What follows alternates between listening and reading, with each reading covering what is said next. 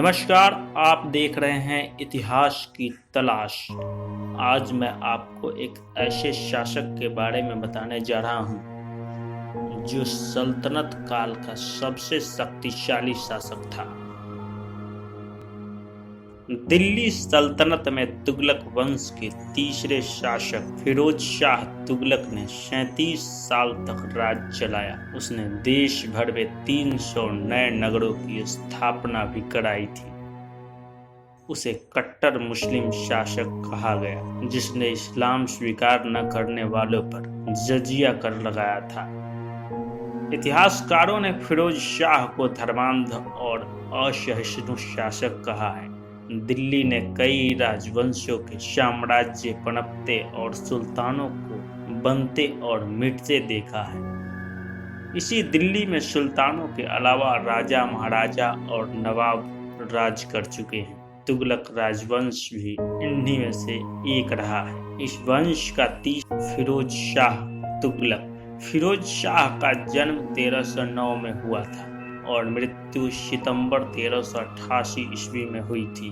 उसे दिल्ली के हौज खास परिसर में दफनाया गया था। फिरोज शाह ने हिंदुस्तान के कई हिस्सों में राज किया। उसके शासनकाल में दिल्ली में चांदी के सिक्के भी चलाए गए। फिरोज शाह तुगलक ने साल 1360 में उड़ीसा पर हमला कर दिया। वहां के शासक भानुदेव तृतीय थे, जिन्हें हराकर उसने जगन्नाथपुरी मंदिर को ध्वस्त कर दिया था। नगर एवं सार्वजनिक निर्माण कार्यों के अंतर्गत फिरोज शाह ने पूरे देश में करीब 300 नए शहरों की स्थापना की थी। इसमें से हरियाणा का हिसार व फतेहाबाद, उत्तर प्रदेश का फिरोजाबाद शहर और जौनपुर व पंजाब का फिरोजपुर नगर बसाया था। फिरोज शाह तुगलक ने दिल्ली में फिरोज शाह नाम से एक नया शहर बसाया था। फिलहाल दिल्ली में जो फिरोज शाह कोटला आबाद है, वह कभी उसके दुर्ग का काम करता था। इस किले को कुश के यानी फिरोज के महल के नाम से पुकारा जाता था।